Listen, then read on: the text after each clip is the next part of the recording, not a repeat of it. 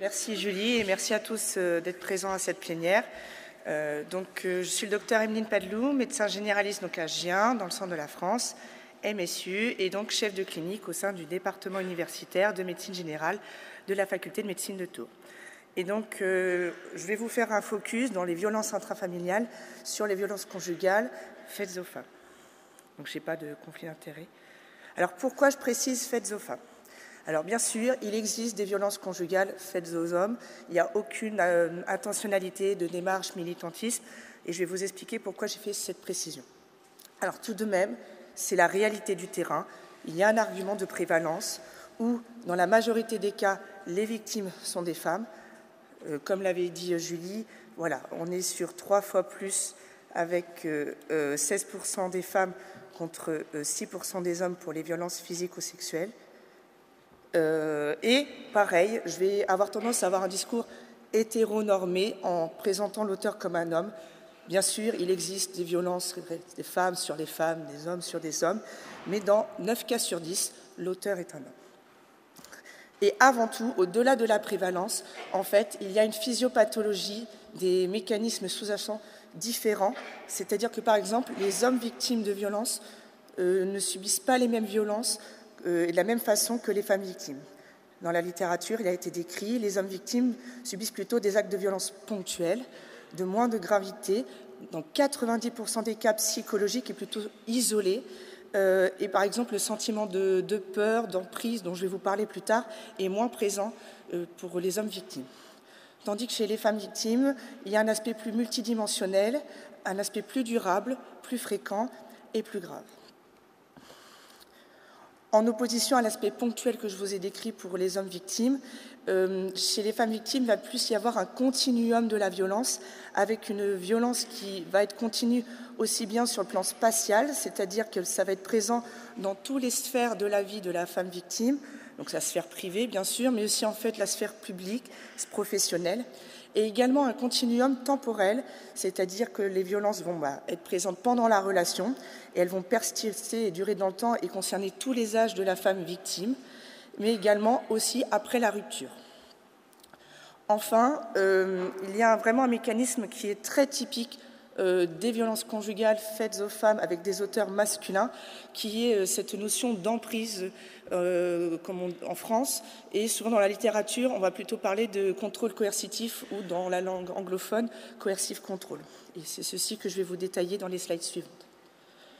Donc, comment ne pas parler de violence conjugale sans vous présenter le cycle de la violence ? Donc, certains le connaissent très bien, peut-être d'autres non, donc je vais vous le représenter. La violence conjugale a bien été décrite de présentation de manière cyclique en 4 phases. Donc, tout d'abord, une phase dite de climat de tension, où l'auteur va avoir des propos rabaissants, menaçants, des mécanismes de contrôle, surveiller le téléphone, donner des interdits, quand est-ce que tu rentres, avec donc une victime qui va être un petit peu dans la peur, dans l'hypervigilance, qui va essayer de slalomer, tout faire pour en fait essayer de ne pas déclencher la phase suivante, la phase d'explosion de la violence. Donc cette phase d'explosion de la violence, ça peut être une explosion physique, des cris, des insultes, physiques, des coups, ou sexuels, un rapport non consenti, donc ça s'intitule un violent. Pour la victime, dans ces moments-là, des sentiments de honte, de souffrance, bien sûr, et de peur grandissante. Puis, la 3e phase, c'est la phase de justification.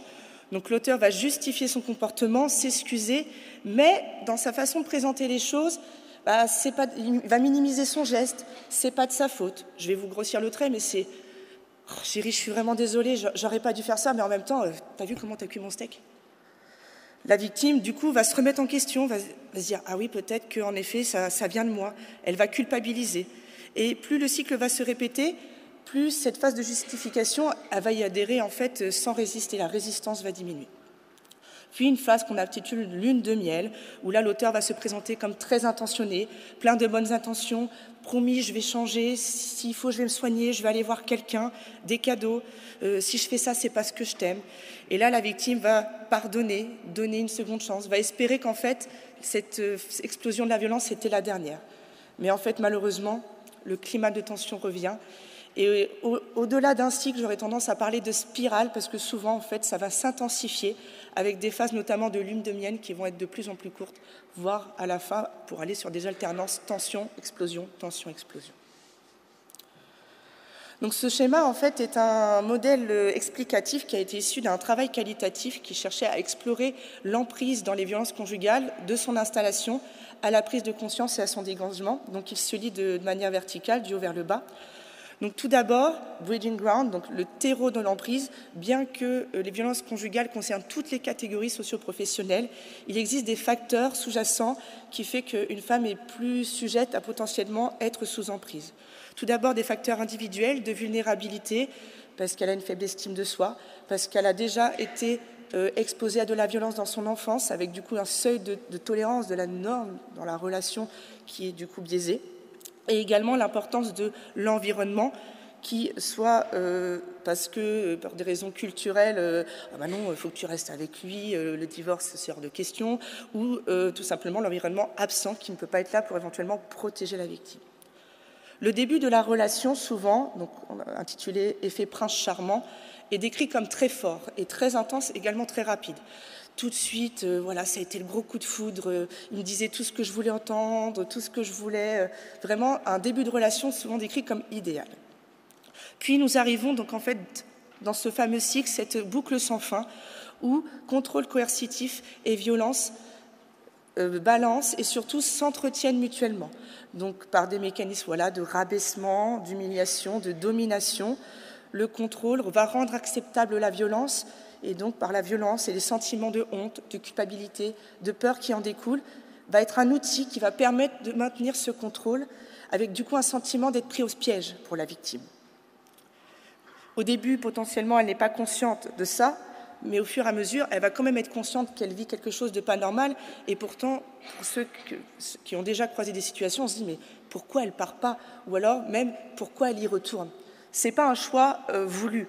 Et donc, en fait, il y a toute une phase d'ambivalence, voilà, qu'on a appelée voilà, la balance décisionnelle, avec ces notions d'aller-retour entre eux, qui en fait souvent sont en parallèle avec le cycle. Au moment de la phase d'explosion de la violence, elle va plus être à même de dire « là, je vais porter plainte, là, voilà, c'est la patiente que vous avez croisée aux urgences qui a demandé le certificat ». Mais si vous la croisez au moment où elle est dans sa phase de justification et de lune de miel, là, elle va plus être dans « non, mais il va changer, docteur, il me l'a promis ». Et donc, qu'est-ce qui peut faire basculer la balance vers la prise de conscience sans retour en arrière? Tout d'abord, ça peut paraître évident, mais le fait d'être aidée, elles le décrivent bien, même si je suis consciente que je suis victime de quelque chose, seule, c'est pas possible, ce sentiment d'être pris au piège. Donc ça peut être aidé par l'entourage quand il est encore présent, quand il n'a pas été exclu par le mécanisme d'emprise, ou des professionnels du milieu associatif, du soin ou du domaine judiciaire. Certains événements de vie, décrits comme des électrochocs, peuvent aider vraiment quand même à faire basculer vraiment vers la décision de prise de conscience définitive. Ça peut être la notion d'une limite franchie, la notion de ligne rouge. Par exemple, certaines patientes disaient « il me parlait comme une merde, des fois même il me mettait des coups, mais la première fois que là il a tenté d'avoir un rapport forcé, là c'était pas possible ». Voilà. Pour cette patiente-là, par exemple, ça a été la limite qui a fait que là, non, ce n'est pas possible. Dans les autres éléments qui pouvaient déclencher des éléments électrochocs pour s'en sortir, la place des enfants, dont Maëlle précisera dans sa présentation l'importance. Pareil, ça pouvait être des éléments électrochocs qui pouvaient faire réagir la femme. Soit parce que l'enfant était vraiment victime collatérale directe, l'enfant a pris un coup, bien, ou soit elle réalisait, sans même qu'il prenne de coups, que de fait que son enfant grandisse dans ce climat de violence où elle est victime, ça avait un impact sur lui. Des fois, bébé, ça dit rien, mais quand mon gamin de 8 ans commence à dire « Maman, pourquoi papa, il te tape ?» Là, voilà, le fait que mon enfant me dise ça, oh, il s'en rend compte en fait. Il n'est pas absent de tout ça. Enfin, le dernier mécanisme que je voulais vous décrire, certaines femmes, dans leur parcours, ont rencontré des professionnels justement formés ou sensibilisés au sujet, ce que j'espère pouvoir faire auprès de vous aujourd'hui, et ont pris un temps d'explication, sans parler d'elles, tout à distance de leur histoire, de cette physiopathologie, du cycle de la violence, de la place de l'emprise. Et en fait, il s'est opéré un effet qu'on a intitulé « effet miroir », où à travers les explications données, elles se sont reconnues. Elles se sont dit « ouais, mais en fait, c'est exactement ce que je vis ». Et donc, ça a aidé vraiment à figer dans le marbre le fait qu'elles étaient victimes de quelque chose et non et non responsable d'une situation en disant que c'est que propre à son couple. Donc maintenant que je vous ai présenté, voilà, j'espère des éléments clés pour mieux comprendre, pour pourquoi pas mieux l'aborder derrière, comment l'aborder. Alors il y a plusieurs occasions possibles pour aborder cette question du repérage. Ça peut être lors d'un rendez-vous de premier contact, voilà, le repérage systématique s'y prête plutôt bien. Lorsque vous faites, dans un des moments de consultation, vous vous dites « allez, je me fais un moment prévention, tabac, alcool, drogue », la question des violences peut totalement suivre ce processus lors d'une telle intervention. Lors d'un suivi de grossesse, notamment d'autant plus que la grossesse, alors qu'on pourrait se dire c'est un événement heureux dans le couple, ça fait partie des moments plus à risque d'escalade et d'explosion de la violence. Également, lors du suivi de l'enfant, ça peut totalement être un moment où on peut interroger la dynamique familiale, comment ça se passe, le papa il est content, voilà, comment se passe l'équilibre dans le couple. Lors d'une consultation plutôt orientée santé sexuelle, contraception, de frottis, par exemple. Lors d'une consultation plutôt orientée santé mentale, un syndrome anxio-dépressif, trouble du comportement alimentaire, conduite addictive, quand on cherche un peu à comprendre pourquoi il y a cette souffrance psychique chez nos patients, la question des violences peut faire partie des causes éventuelles à rechercher. Et enfin, quand parfois les syndromes fonctionnels ou dits médicalement inexpliqués, on a fait notre démarche diagnostique, on fait nos examens complémentaires, tout revient normal, l'asthénie chronique, la céphalée persistante, le mal de ventre, mais tout revient négatif. Et peut-être qu'en effet, la question des violences soit présente, soit quelque chose de très passé dans l'enfance qui a été enterré. Il n'est pas inintéressant de se dire qu'il faut peut-être la poser.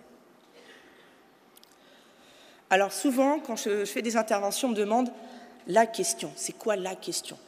Alors je vais vous dire, il n'y a pas de bonne question, ça va être la vôtre, celle que vous vous sentez à l'aise de poser. Je vais vous présenter ma question, mais elle ne reste que ma question quand je fais un peu un repérage systématique. Je vais vous poser une question que je pose à tous mes patients, au moins une fois quand je les rencontre. Avez-vous déjà été victime dans votre vie de violences, qu'elles soient physiques, psychologiques ou sexuelles?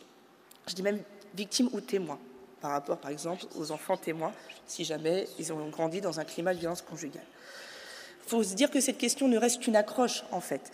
Et après, vous avez, au-delà de la connaissance de l'info, des compétences communicationnelles que vous savez totalement utiliser quand vous faites une consultation.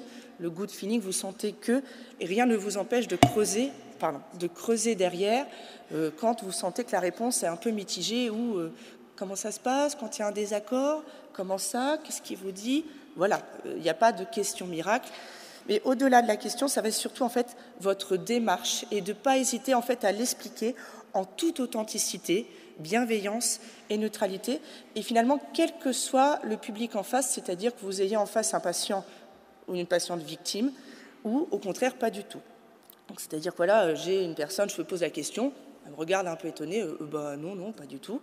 Hop, j'enchaîne avec j'explique. Vous savez, être victime de violence, ça a des conséquences sur la santé. Tant mieux, on peut réalléger un peu le sujet, tant mieux, c'est pas votre cas, je suis contente.